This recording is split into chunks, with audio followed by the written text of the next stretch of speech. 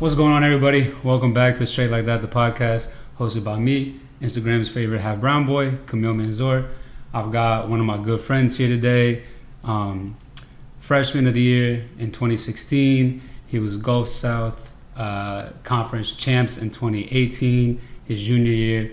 In 61 games, he started in 37 of them and got 16 Gs and 10 assists. I'm going to introduce you to my boy, Donté Oliver. Thank you for joining, Donté. What's going on, bro? Nothing, man. Chilling. Happy to be here. Appreciate it. Happy to be a part of SLT Straight Like That for another episode. And so, man, I'm just excited to be here and to be a part of something so big that you're doing, man. Oh, appreciate that, bro. That's a great introduction. I didn't even pay him for that one. All right, so let's get straight to it. What did you do growing up? Because you were born in New Orleans. Were you born in New Orleans? Actually, I was born in Virginia, Portsmouth, Virginia. Okay. My mom was in the Navy, so she was stationed out there. I was only there for about 10, 11 months, a year, so I really don't claim that as like my hometown, you know. All right.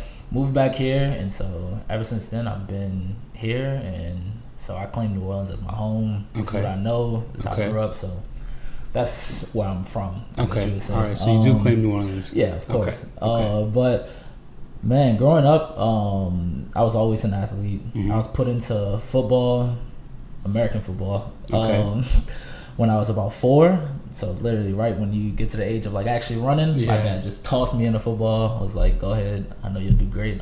Was your dad a football player? He was, man. He played in high school and college. Mom was a track star. And so they threw me in football. Athletic family already. Yeah, man. It's all right. You either play some sports or you got to figure it out, you know? Right. So I started off playing football at 4 years old. They didn't even have a 4-year-old team, so I played up in the 6s and 7s up until I was obviously that age. Then I was able to get on like a 6 and 7-year-old team. And when I turned about 7 or 8, I started running track as well. So, you know, I played both of the sports. My parents played, and then I ran track all the way from about 7, 8 until about 12. And then football, it was from 4 to around about like that same age, around like 10, 11. But both of those I think were great grounds for me getting into sports and seeing, you know, what it was that I like to do as a person. And I enjoyed football. I enjoyed running track. But as I got older, I kind of started to shift away from it. Okay. And so basically track and football, growing up, how involved were you in both?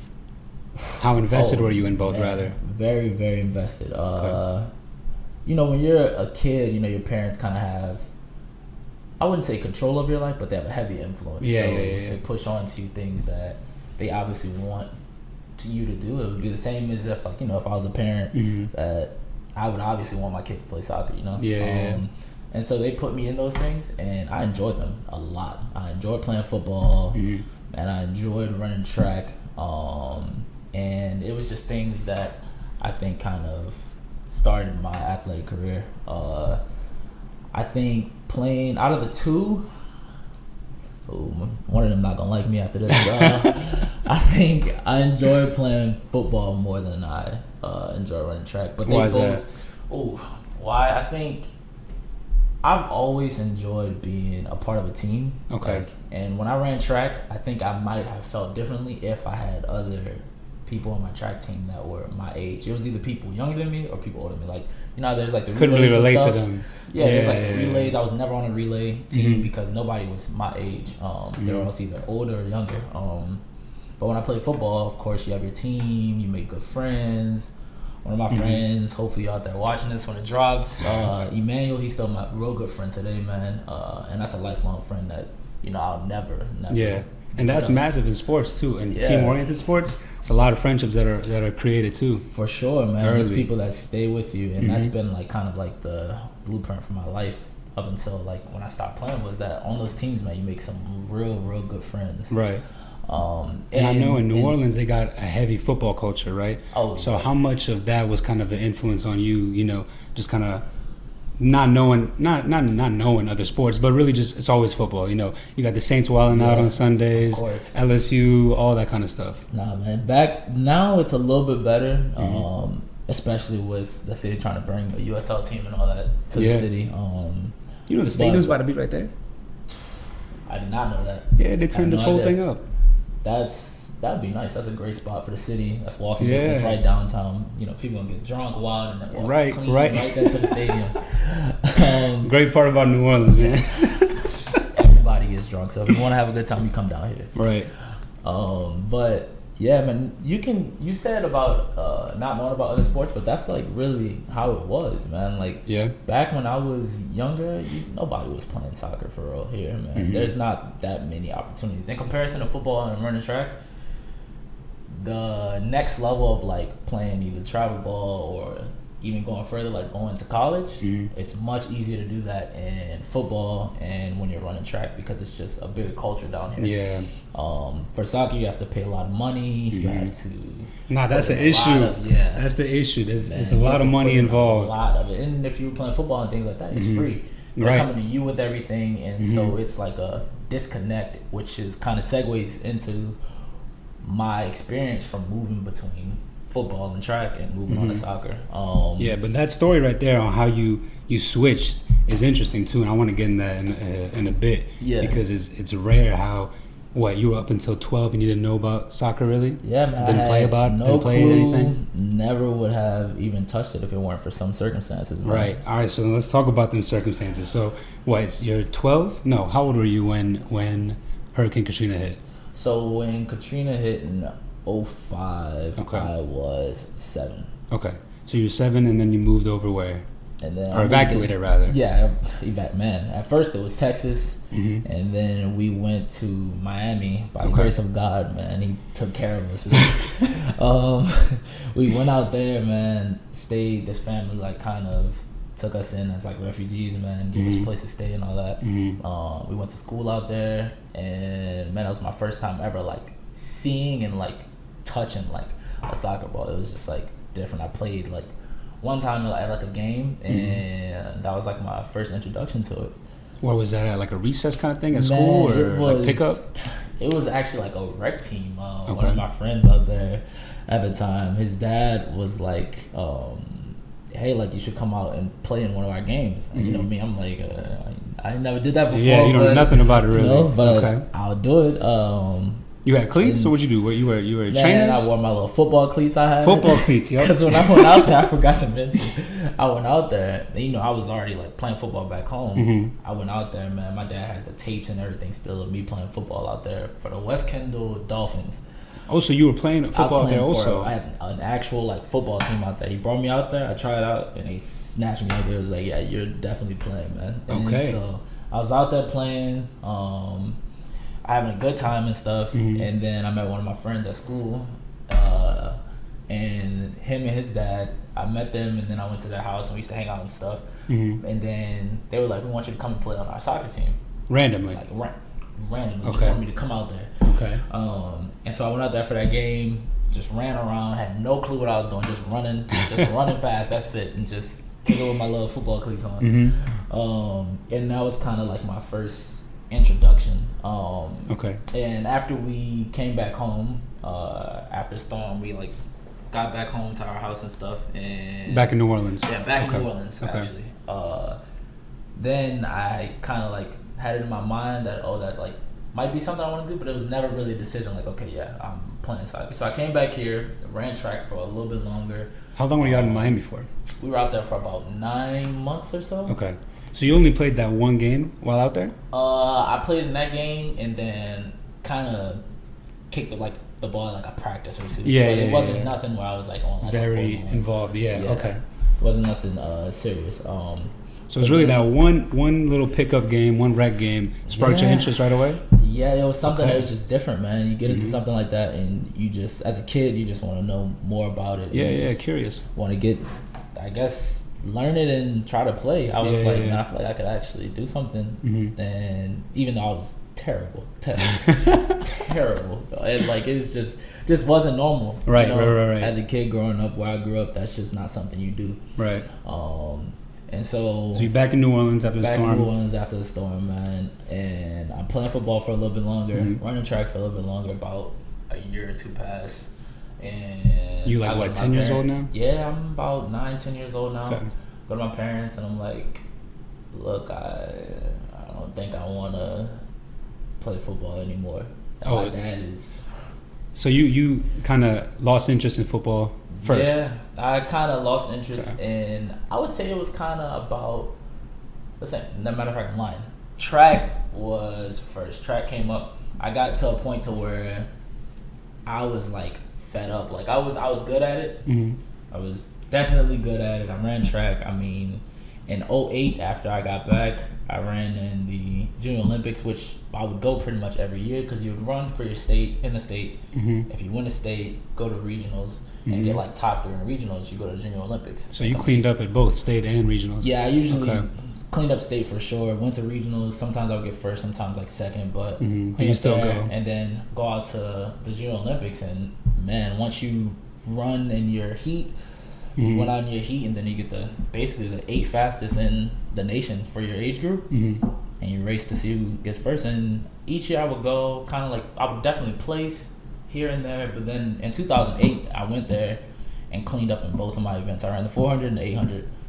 400 I got first, 800 I got second, and man, I still have the medal for the 400 like today, and it's like always cool to look at. Yeah, it's like man, that's like etched into like history books, man. Yeah. Win the Junior Olympics and technically the fastest kid for your age. Right. Is that from the picture that you sent me? And I'm gonna put that up on there too. Do look goofy in there, but I like it. I had on my little headband, bro. My little one piece. Hey, he meant serious business with the headband, bro. Listen, serious business. 10 years old, looking like a demon out there. That was the same year though? Yeah. That you won everything and everything? It was in North Carolina. Okay. Yep, I won the 400 meters, man, and it was a good time. Okay.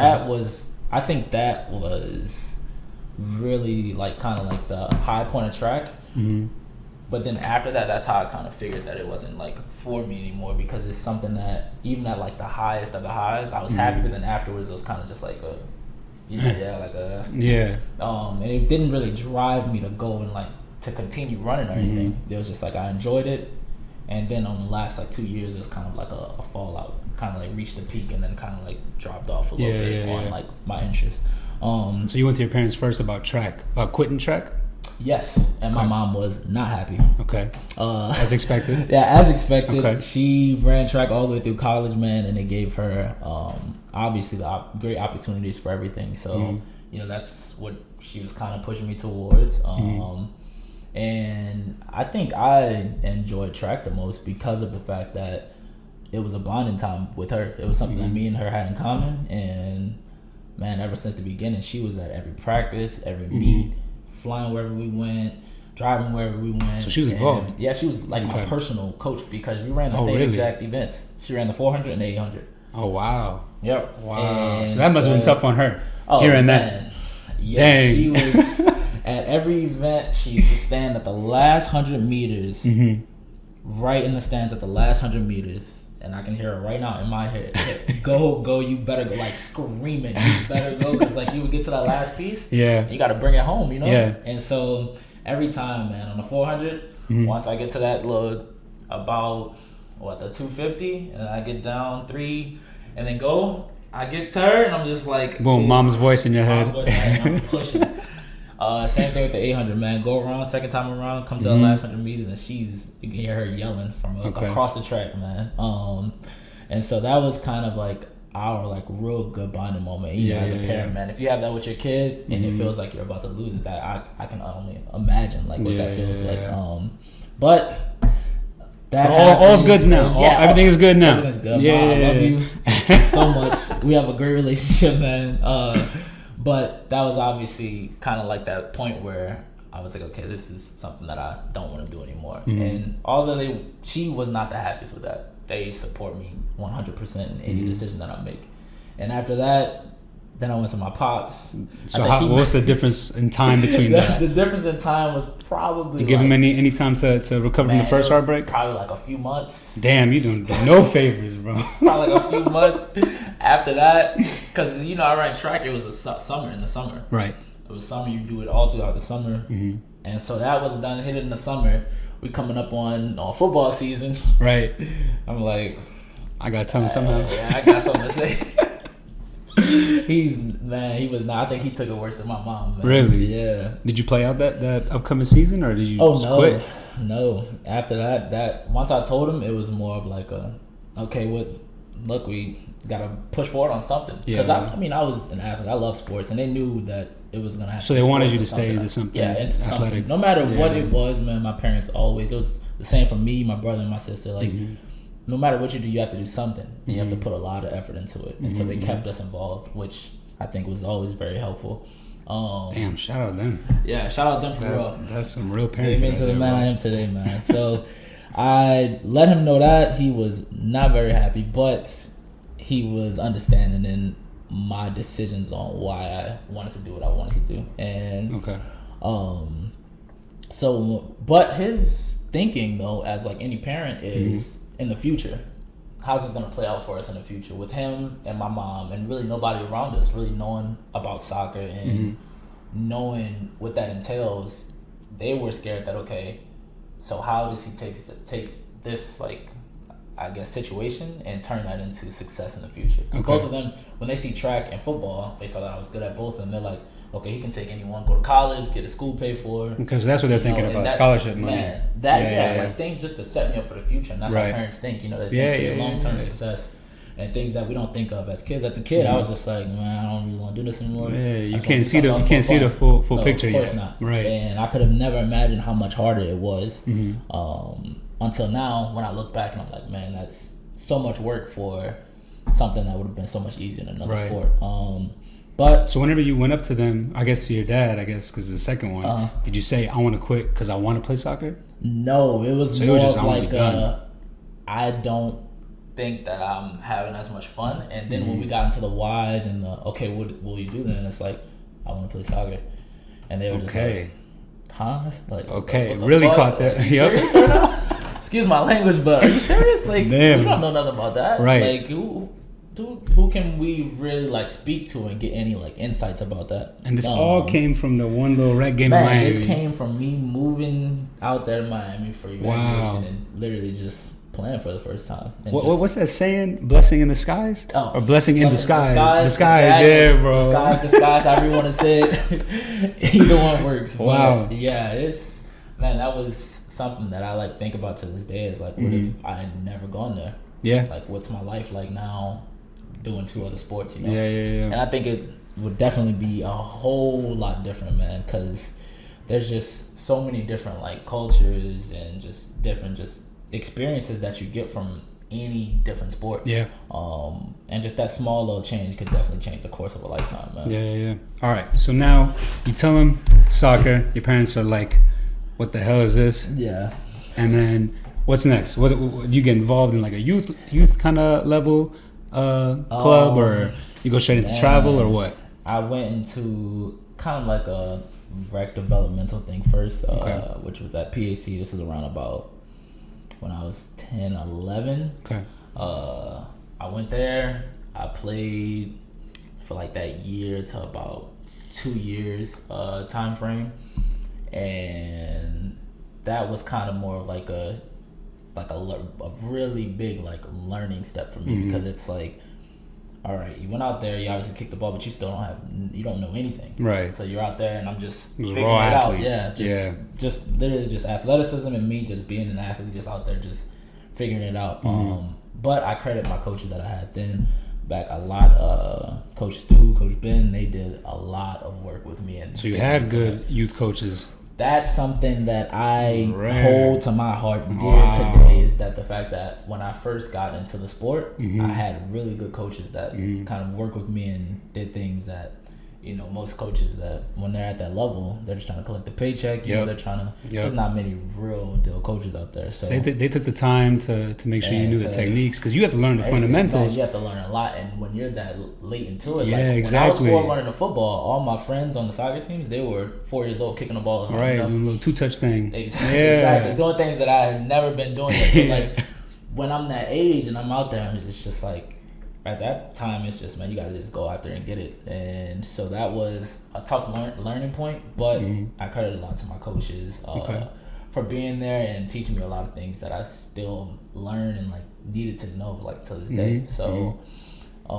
Yes, good coaching is important, man, and that's something that kind of drives me into knowing that that's like the give back side of me, is that knowing that there are people who helped me get to where I am today, is that you want to give back to anyone who wants to know anything, man. And just kind of like pass open minded with the whole thing. Pass it forward. And so I did that for about a year or two. Same coaches for the time too?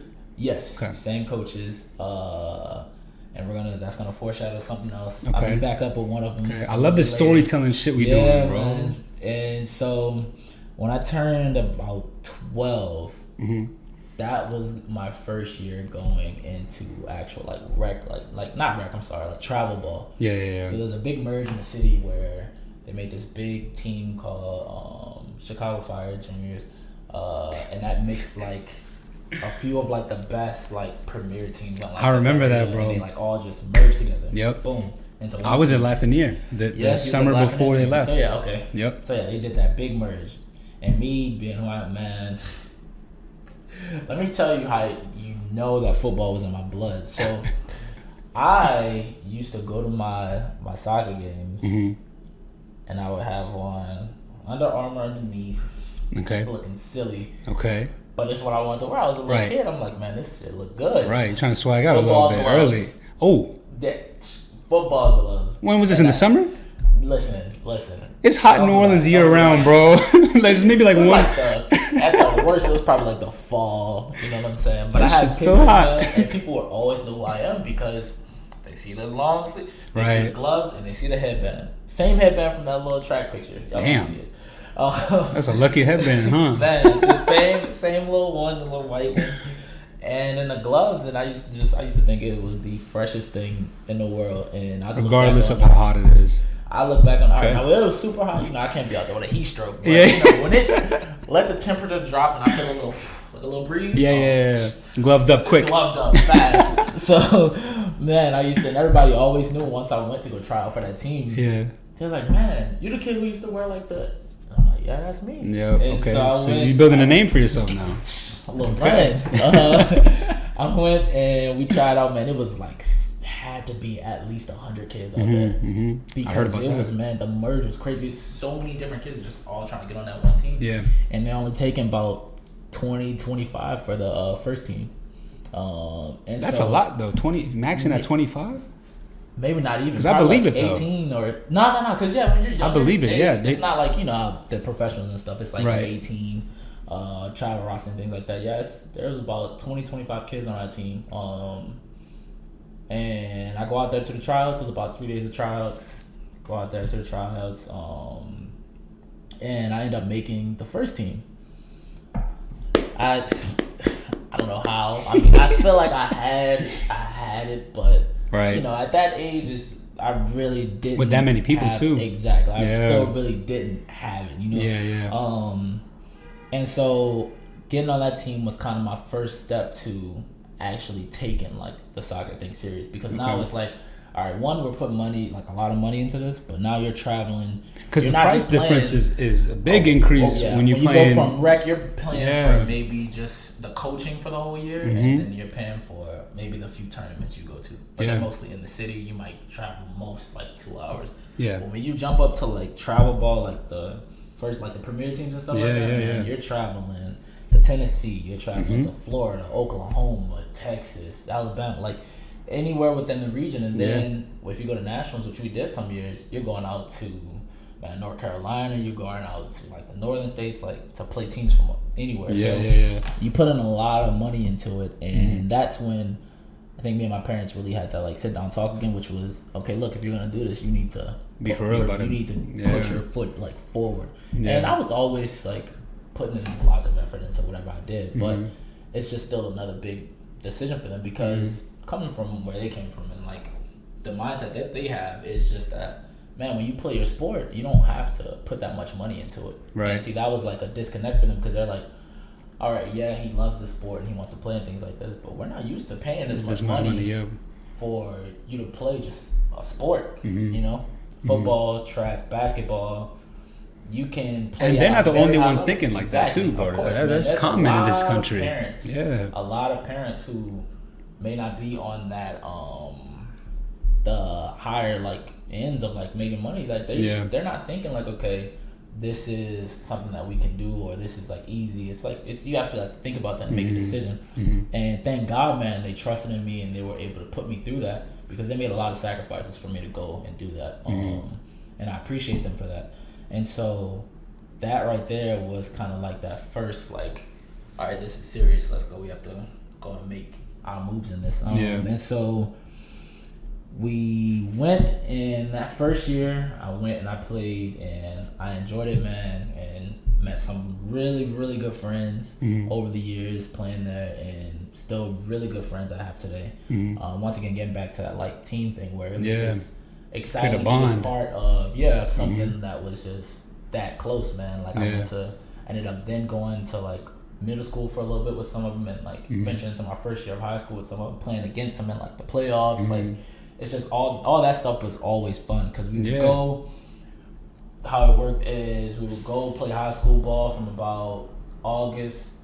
Actually, no, because it started a little bit later. November to about February. Okay. That would be our high school time. Damn, that's the season here? Yeah, the season here is November to like February. Shit. And man, it would be cold as I don't know what when it. You know how you said it was hot around, man. Catch it in that February time frame, January to February, man. I give you that, bro. That 50 crazy. But chill, like 30s. Come on, man. No, I hear you. So we would go and play there, and then come back and just shit talking all through like the club season. Yeah. Because you're like, man, we whooped y'all. They're like, yeah.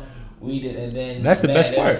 It was all a bunch of talking. Right. Until one of our good friends on the team, Chase, he went and actually won a ring his freshman year playing for Jesuit. He went and he got a ring. So then we all had to shut up, you know? Yeah, because he got the bragging rights early. He got the bragging rights early. Yeah. First year into high school, he's like, he comes back, he's like, I got a ring on me, you know? And so we had to be quiet. And then comes through, I end up switching schools. After middle school, I went and then I left and went to Ben Franklin for 10th grade, and then I finished all the way out. You know what, Brother Martin to Ben Franklin? Brother Martin to Ben Franklin. And then my sophomore year, we go through our club season, come up my sophomore year, my first year there. We go through our high school season, and then I win a ring. Which year was that? That's my sophomore year of high school. Oh, wow. Okay. Yeah. Back-to-back quick rings. Jeez, bro. What the hell? So then I got a ring my sophomore year. So then going back to club, you know, I was hyped. I'm like, all right. I have a ring. Now I want to hear all the trash talking and stuff that too. So now we go back to the club season. We finish through. And then around about, I would say, my junior year, that's when things started to like kind of get a little bit more serious again, because now it's, all right, we have this year, senior year, but then after that, what do you want to do? Right. And that's when it sets in, when it's like, okay, is this something that you're actually taking serious or what? Okay. And I think this is a conversation you have with your parents. Yeah, things that I have with my parents, but even more than that with myself. Okay. Praying about it, all those things, man. But thinking to myself, okay, what is it that I want to do with this? And I think my sophomore year, going to high school and actually like being a big part of like winning a ring and things like that in high school, drove me more. And that brings me back to that statement I made earlier about track. You know, how you get to like the high, and man, after that, I still I didn't have the drive to like keep going. That was in track though. That was in track. Okay. Yeah. But what was the feeling after? Man, after winning that, I was like, I need another one. I need to keep playing. I need to feel this. Like I'm taking that whole mindset from high school and bringing that straight to club. Next club season, I'm killing anything in front of me, you know? And so that drive is kind of what pushed me to think, okay, maybe I do have what it takes to take this to like the next level. And so that's the point right there where you're like, okay, I think I can go to college and play. My sophomore year, after that, and then my club season. So end of sophomore year? End of sophomore year. So around like after the summer passed, I was like, this is something that I can do for sure. What made you feel like that? Because you were just killing everyone that you were playing? Man, in high school is different, because high school, the competition really isn't there. But going to club and doing it on the travel teams, the premier teams, and then traveling and going and playing in other different states and different cities, and different regions, and then killing them, and then going and playing in like the NPL and stuff like that, and doing well there. Like how much more you got to kill? Yeah, exactly. So that's like Man, that's like when you feel yourself competing on all those different levels. You're like, okay, yeah, I need to go and see what else is out there. Right. And so my junior year, we went and junior year is labeled. I had this conversation with Chef too. Is labeled as like one of the biggest years in if you want to get recruited. Yeah. Like that's your biggest year. That's the biggest to year. Perform, get tape, hit people up, coaches, and everybody. Because you have to wait until I think your sophomore year is over to actually even speak to them. Mm-hmm. But they can come and like watch you and things like that. Yeah. You know, most of the big schools they start recruiting, man. As soon as you get into that freshman year, if you're like good enough, or if they're like traveling enough to see people, they're recruiting you then. And so your sophomore year, I think, is when you can actually speak to them. Okay. I want to say, if I'm not mistaken, but your junior year, man, yeah, that's that little gap where you have to really like flip that switch and be ready, because you're talking to coaches, you're sending them the tape, you're telling them, okay, I'm gonna be at this tournament. Right. I'd like for you to be there. It was like. So what'd you do in particular? I went, and it wasn't anything big on high school. Like there would be some college coaches and stuff, but you know, like I said before, man, soccer here, it's just no culture, bro. Honestly, it's dead. There, so at those high school soccer games, you might have a college coach or two, but they're like the ones from in the state that really don't have too much to offer, and that's not nothing to bash them, but it's just the culture here in the state is just a lot. It's not what you're looking for, basically. Exactly. It was just something that I wasn't looking for, but still, they would be there and things like that. And coaches have connections, so if you speak, have a good conversation with them, and then they can put your name out there. But my thing was, I'm making all of my moves during the club season. Okay. Because that's when I know we're going to play in other states, we're going to play here, we're going to play there, and expanding the network. Yes. I was speaking to coaches and I was telling them, okay, look, I'm going to be going to this tournament that's here, and I did all this work with it. It was countless of hours, just me typing in colleges. One, seeing if they had the major I wanted to go into. Okay. Which was so you knew that as a junior? I wanted to go into some form of math. Like I loved math and I was good at it, so I wanted to do something that had to do with math. That's all I knew. Okay. So if it was engineering, if it was just math, something like that, if they had that, I was like, okay, good. Next, do you have a men's soccer team? What's the level? Where do y'all play? Like, how does it look? All those things? And so that was my kind of like my two things. But it was always, do you have my major first? Because once again, you're a student athlete, and for me, my parents. Student first, man. Student first. Thank you. Thank you. Books, they're important, man. They're very important. And even if you feel like they aren't as important, if you don't go through the athlete route, you always have something to fall back on. Right. And so I went through, and once I found the colleges that had both, which is hard, very hard being here in the South, because all the big SEC schools and stuff like that, they don't have men's soccer. Right. And I noticed that. That was the biggest wake up call for me, because I was like, that is insane. But it's because of the rule, which is a decent rule, that the men and the women have to have an equal number of sports. Yeah. And so the trade off is like men's football and then women's soccer. That's like the equivalent. So if you add men's soccer, you have to add a women's sport, which that's hard to do when you have already so many sports. Right. And so figuring that out, because growing up, I'm like, okay, I guess if everything fails, I could go to like LSU and play soccer. But then I go and look that up.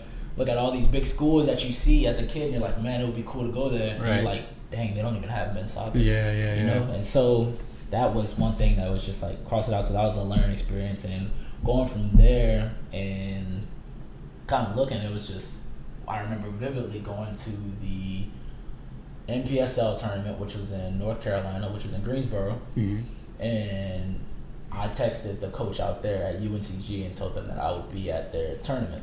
You texted or email? Email. Sorry, I said texted. Okay. Like, that's that new age kicking in, man. Emailed them. Sorry, it wasn't that informal, man. I emailed them, and I was like, was it a generic email? My tape, kind of like, okay, this is my name, this is who I am. Introducing yourself. And saying that I was going to be here. I would love for them to come out.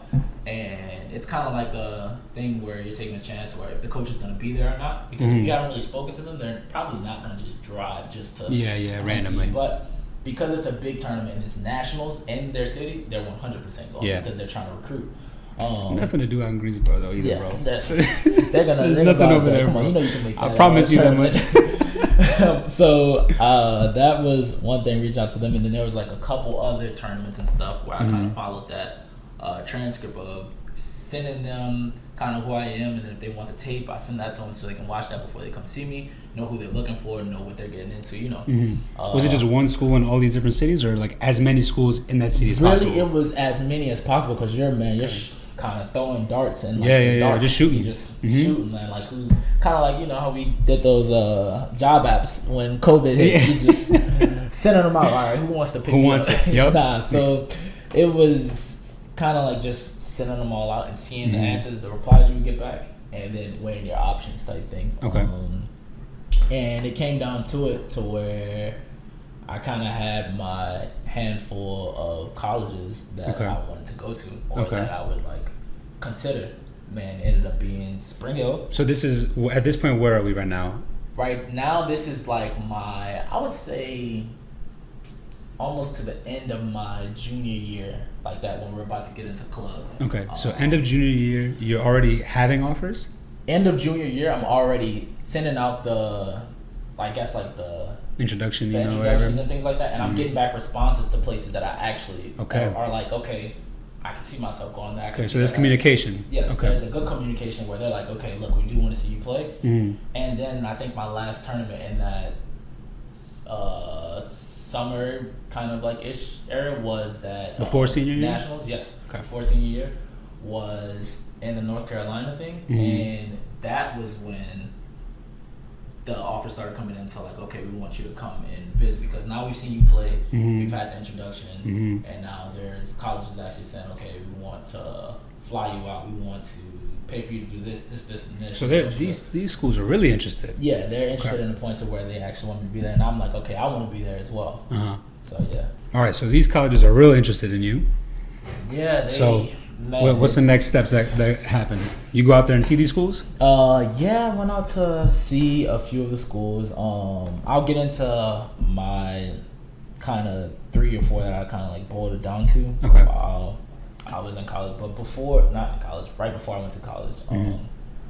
Before that, there's like obviously the ID camp side of things where you go to these ID camps, which for the most part, which some coaches know, it's mostly a money grab. They're getting paid for their school, which is okay. But it's things where actually if you're decent enough and they actually see you and they're like, okay, well actually this kid can probably play, they would bring you in and try to see, okay, what can we do with this? Or where can we see this kid play again? And so I went to a few ID camps, not too much because still they cost a lot of money. You have to pay money to go out there to get seen by the school. So you if that even want to pick and choose wisely. I went to a few, like I went to Boston, all the way out to Boston with with 2 of my friends. Damn. Because we knew for a fact, and it was said on there, all the colleges that were going to be there. There's about 30 or 40 colleges there at the Boston camp, and they were big schools, man. Schools that like you would want to go to. Yeah. We went out there, and we did that. I did one at UNCG, or matter of fact, no, I didn't do one at UNCG. I did one at Spring Hill, and UNCG was at one of the ones that I went to. Okay. I forgot exactly which one, but they were there though. Yeah. Okay. And so that's part of it as well. And so I got to the point to where I narrowed it down to 3 colleges that I 100% wanted to that I was interested in. There's Spring Hill. Okay. Where's that located?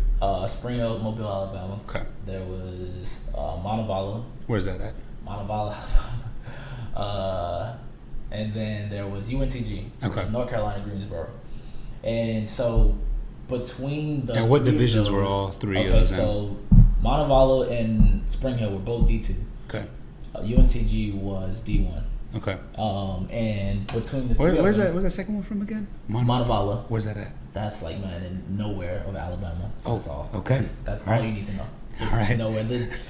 The amount of people in the small city is about, I would say 3,000-4,000, something like that, maybe 6. Oh, it's little. But Okay. But 3/4 of them go to the school, so it's the whole city. Yeah. The whole city is in the school, basically. Nice. All right. But every one of the visits I went to were a great time, man, and they really just open your eyes to the different things you were kind of about to get involved into, right? Opened up to. So those 2 are D2, and then UNCG is D1. Yep. Okay. And so. So how were you weighing all these options? Man, They were based battling. on, man, it's a battle because it's based on, one, my connection with the coach, two, my connection with like the players there, three, which is I think was probably one of the most important ones that drove my decisions, is what can you offer me? Because I made a scholarship promise, wise. I made a promise to my parents a long time ago when I stopped playing track and football because they knew this was gonna come. This is a foreshadowing thing, which is storytelling, love it. that you know that soccer is gonna be extremely hard to get your school paid for. Yeah. Because it's just a different avenue, right? Which we had never experienced. We don't know what it's really like because when you're playing football in college, if you know anyone who's playing college like American football, you know that their freshman year in like high school, they're getting 60, 70 letters, offers, stuff in the mail. Like, hey, we want you to come here. Official visits, everything, man. Like early. Yeah, that thing is early and serious too. And it's serious. There, man. I think Nick Saban might be going to middle schools when they're in like 7th grade, picking little kids up and say, "Look, come with me." Like, hey, but some of them are already like 6 feet tall, exactly. 230. Going straight to their school. Look, you need to come to Alabama. But that's like the difference between the two is that man, it's serious. And so my parents knew that, and so I promised them a long time ago when I was a kid that I was gonna make sure I got my school paid for. And so moving forward, Montevallo, they came to me after one of our region tournaments in Alabama. One of the coaches came up to me, tried to speak to me about like going there and stuff like that. He wanted to set up like a visit, all those things. Reached out to me by email. I gave him all my info. Then I went there. There was 2 options. I could have flew there and I could have rode a train there. Now I chose to ride the train because I had never really been on like a train like, that far. It was like an Amtrak? Yeah, and it was it was one of the best experiences I've ever had. I was on there by myself, told my parents I was good for the ride, and how long was that train? I think maybe 5-6 hours. Damn. Yeah, and I was chilling, had songs on repeat going in my head. I probably learned like 300 songs on there. But it was a very good experience, man, of just being, by yourself and feeling like you're independent, actually doing something. Yeah, doing something positive for your life. You get out there, the coaching staff was great, man. They fed me a lot. I went out there, watched them play. And they were trying to get you. They were trying to do whatever they can. And I get to like the last day, and they sit a full offer in front of me in front of that table. And in my head, I'm like, I still have 2 other schools to go visit. And as a coach, they're knowing that too, but they're trying to get you trying to push that agenda quick. Yeah, man. He slides the paper over to me. I'm looking down. Contract right there, 4 years, everything paid for, meals included, housing included, everything. And I'm like, this is my ticket already. Right. But in my head, I'm like, do I feel the most comfortable here? Is this like my last stop? Is this what and I was just like, man, it was a tough decision because in my head, I'm like, man, I could take this right now and all my worries about school and stuff. Gone right there, Gone right there.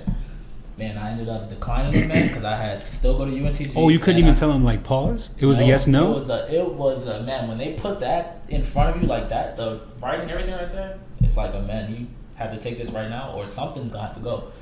Oh, fuck that, but what the hell? They are ruthless when it comes to that because they want you to sign right there, especially if they know, which a lot of coaches do, because especially Montevallo and Spring Hill are in the same conference, so I know for a fact those coaches knew that they were competing against each other for my city. So right after that, and that is always the toughest thing is one, declining the coach, but also telling them that you don't want their offer or something like that. It's a business out here.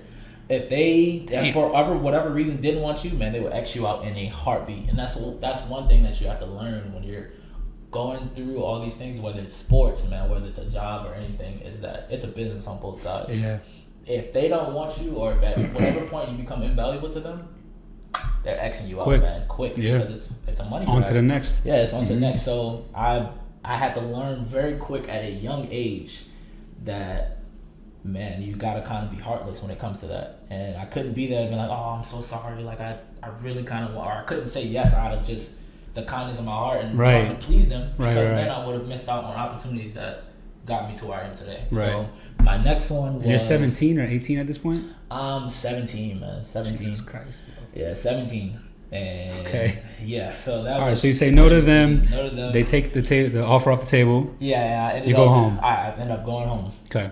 I end up going home, and then I'm speaking to UNCG, and I met with those coaches out at our national tournament out in Greensboro. They watched us play, and during that time, I was on the Louisiana ODP team, which ODP is not a thing anymore, which hurts Interesting. me, man. That's why they did that, but but I mean, it's once again. I still have mine when I played in Louisiana. Man, little T-shirt. Don't fit in it no more, but all my stuff I still have it though. Yep. But ODP was another thing. It cost bread, but if you were able to get to certain spots, then it's an experience. It was a good experience. Yeah. And so we played out there in the UNCG tournament. This is for club. I say UNCG tournament. The North Carolina tournament for club, the Nationals tournament. At Greensboro though. Yeah, it was in Greensboro. Okay. And I still have the shirts and stuff. Can't fit them.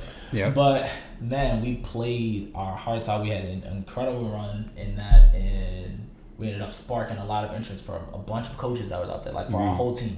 Like, we had a few kids that were getting pulled and stuff, and one of the kids, actually two other kids, one of my good friends still, Chase and Miles, we were all on the ODP team for Louisiana, and the Greensboro coach from the university was really good friends with the head coach of the Region 3 team for our region, like that stretches from Louisiana all the way out to Florida, and so that's like that whole region. So they were really good friends. So he ends up talking to them and telling them about us and saying that we needed to be a part of that like region pool / team situation. And so right after that tournament, man, we drive down from North Carolina straight to Alabama to the region camp and go straight into the pool. And that's a tryout kind of thing, right? Tryout for like the region team, and we go straight there. Like, man, we were running off no sleep because we had just finished the tournament. Man, we showered and stuff, get on the road, go back home.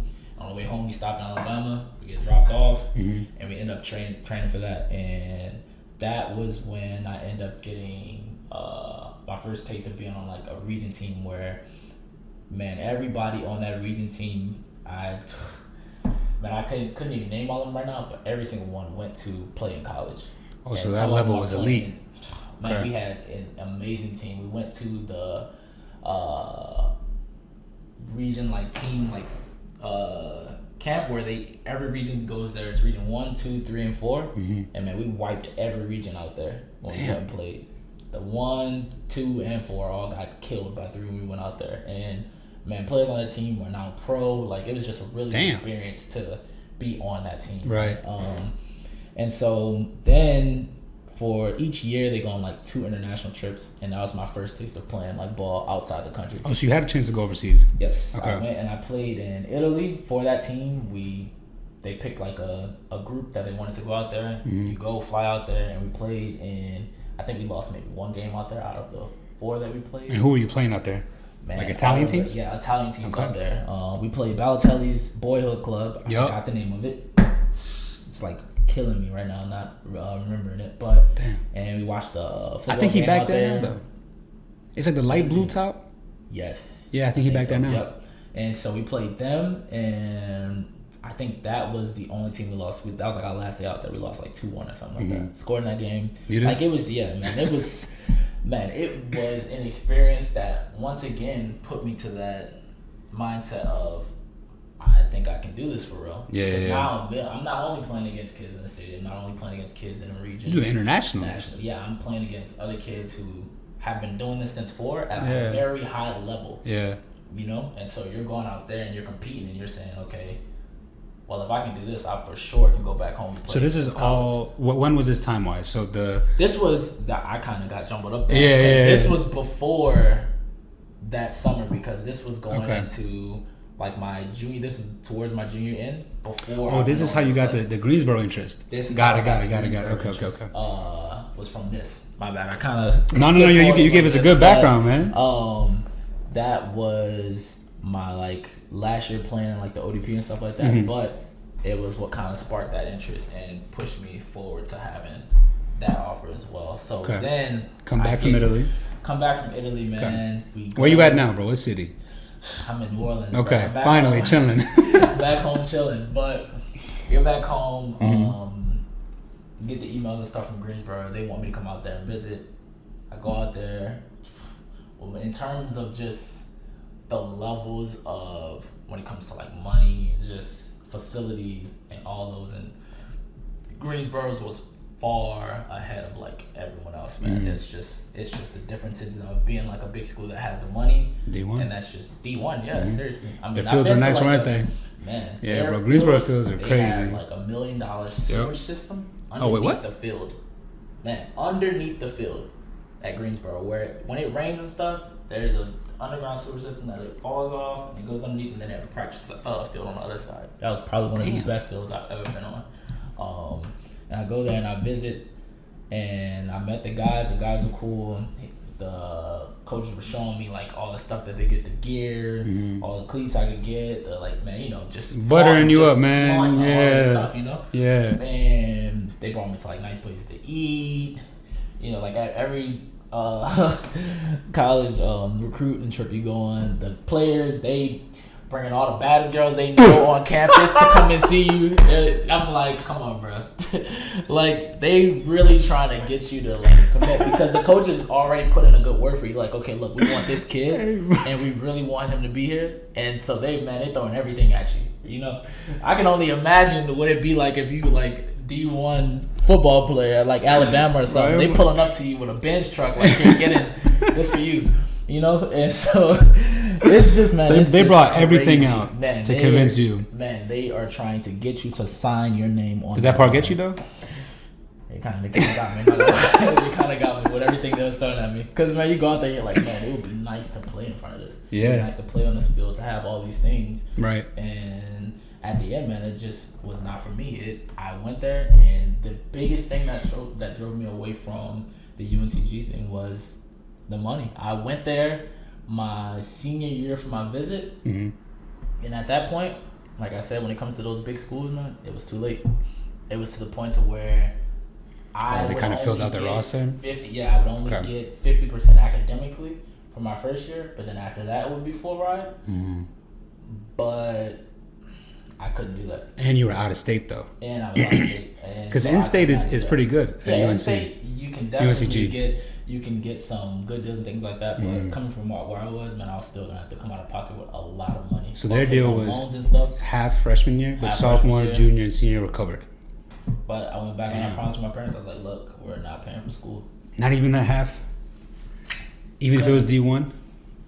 So you said no to them. Say no to them. So now you're no, and you're down to your last. Now I'm down to my last one, Spring Hill. Okay. Went there on my visit, had a great time. Campus is beautiful, man. And where's that at again? Mobile, Alabama. It's nice. It looks like a little, kind of like a national park. It's like the nice oak trees, man. It has a nice little field in the middle of campus. And I go there, and I meet the players and stuff. That's what really, really got me, man. Okay. I remember my boys Eba, Baru, and a lot of other players that were there. But those shout out Eba, man. Shout out Eba. Yes, sir. Baru would be shout out you too, but you didn't visit when Eba did. But those two, man, are still extremely close friends I have today.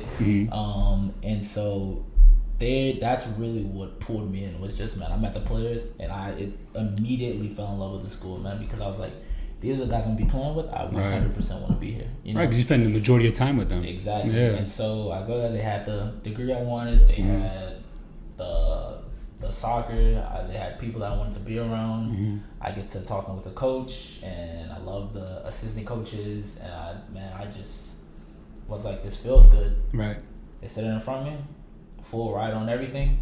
I'm like down to my last option, and I've already said everything, no to everything else. Right. But still in my head, I was like, I think this is probably where I'm going to be at. And sign my name, man, and that's it. It's official. Yeah, it was official, man, and it felt like a weight had just dropped off me. And this is before your senior year? This is in my senior year, so like I'm probably about 3 or 4 months into my senior year. Oh, before your senior season. No, like this is okay. So my senior high school year, we're already into that. So this is like September, October-ish. Okay. That's me like visiting their official visit, and they offered me, and I accepted. It wasn't anything in writing yet, but a verbal thing that'll become official later. Yeah, and then I leave from there. My parents were there with me. They had like a blast, man. They were happy to see me, you know, doing my thing. Right. And so. And you accomplished your goal. Exactly. Since you were young. Goal that I promised them, and I told them, and then after that, man, we had a great time on the ride back because it was only 2.5 hours from home. It's not that far, yeah. Not at all. And so we end up going home. The rest of that semester plays out for high school. And then around February, March-ish, I will say, there's like the high school signing day or whatever. Yeah, National Signing Day. Yeah, National Signing Day. And I took my pictures and stuff, and I signed on the dotted line there, and that was that.